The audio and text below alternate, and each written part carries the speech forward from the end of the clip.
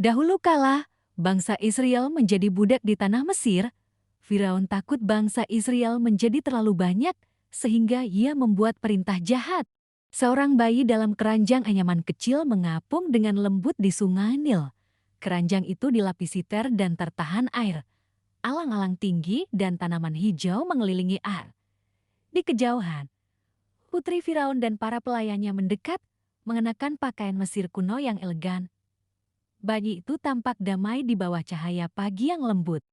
Mose, mengenakan jubah dan sandal gembala, berdiri dengan takjub di depan semak belukar yang terbakar, yang dilalap api tetapi tidak hangus. Adegan tersebut berlatar di padang gurun berbatu dengan domba-domba yang sedang merumput di dekatnya.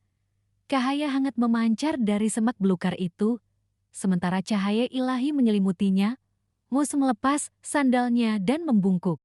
Mose dan saudaranya, Harun, berdiri dengan percaya diri di hadapan Firaun di sebuah istana megah di Mesir, memegang tongkat kayu. Firaun duduk di singgasana emasnya, tampak angkuh dan keras kepala. Para pengawal dan penasihat kerajaan menyaksikan pilar-pilar Mesir dan hieroglif menghiasi latar belakang. Suasana tegang. Adegan gelap dan dramatis yang menunjukkan 10 tulah Mesir. Darah di sungai, kata berlompatan di mana-mana, hujan es jatuh dari langit, belalang beterbangan bergerombol, dan kegelapan pekat menyelimuti negeri itu. Rakyat Mesir panik sementara Mose mengangkat tongkatnya di kejauhan. Suasana dipenuhi rasa penghakiman ilahi. Mose berdiri di tepi Laut Merah, mengangkat tongkatnya tinggi-tinggi, sementara laut terbelah menjadi dua dinding air yang menjulang tinggi. Bangsa Israel berjalan di tanah kering di tengahnya. Tampak takjub sekaligus ketakutan. Di latar belakang, pasukan Firaun mendekat dengan kereta perang. Langit tampak dramatis dengan awan dan angin.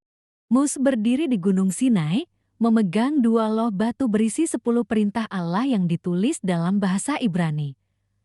Petir menyambar di langit, dan awan tebal menyelimuti gunung. Bangsa Israel berkemah di bawah, menatap dengan takjub.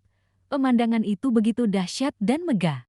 Mose yang sudah tua berdiri di puncak Gunung Nebo, mengenakan jubah panjang dan memegang tongkat. Ia memandang ke tanah yang luas dan indah, dipenuhi sungai, bukit, dan padang hijau tanah perjanjian. Ekspresinya damai, langit cerah, dan momen itu terasa suci dan penuh makna. Mose berdiri di atas gunung, dikelilingi cahaya yang bersinar saat ia berbicara dengan hadirat Tuhan yang tak terlihat. Cahaya surgawi yang lembut menyelimutinya, wajahnya bersinar, melambangkan kemuliaan Tuhan. Suasananya sakral, tenang, dan dipenuhi dengan kehadiran ilahi.